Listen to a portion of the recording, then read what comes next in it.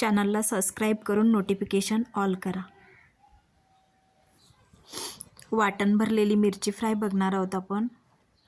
हे बघा, आता मी पॅन घेतला आहे, त्याच्यामध्ये शेंगदाणे घेतलेत कच्चे, ते आता भाजून घ्यायचे आहेत.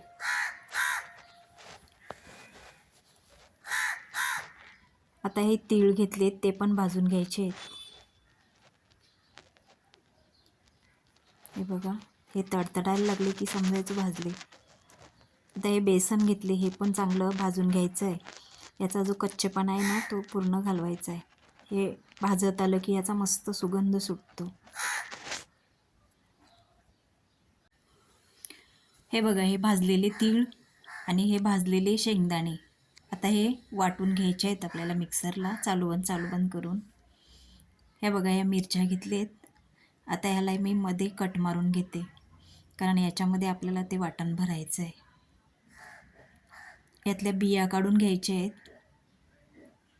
या खूप तिखट नसतात मिरच्या, आणि शक्यतो कमी तिखटच मिरच्या घ्यायच्या.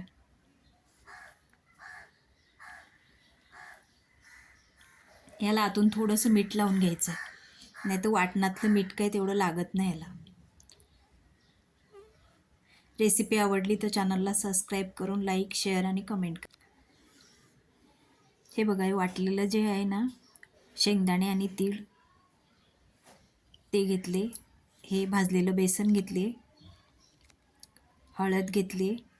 या प्रवासात टिकणाऱ्या मिरच्या आहेत, अगदी 2-3 दिवस आरामात राहतील अशा आहेत या मिरच्या.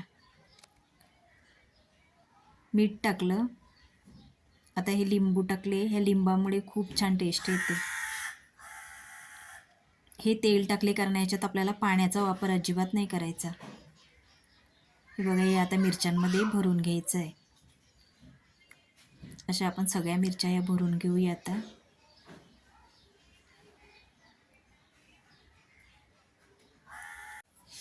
हे बघा, आता मी तेल घेतले पॅनमध्ये, त्याच्यामध्ये ह्या बघा मिरच्या टाकल्या. आता झाकण दिले. हे बघा, हे आता एकदा पलटवून घ्यायचे. या अशा शिजेपर्यंत आलटीपलटी करायचे आहेत.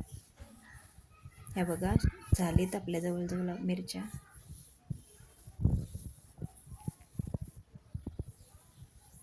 ह्या बघा, हे तेलात पूर्ण शिजले, तयार आहेत आपल्या मिरच्या.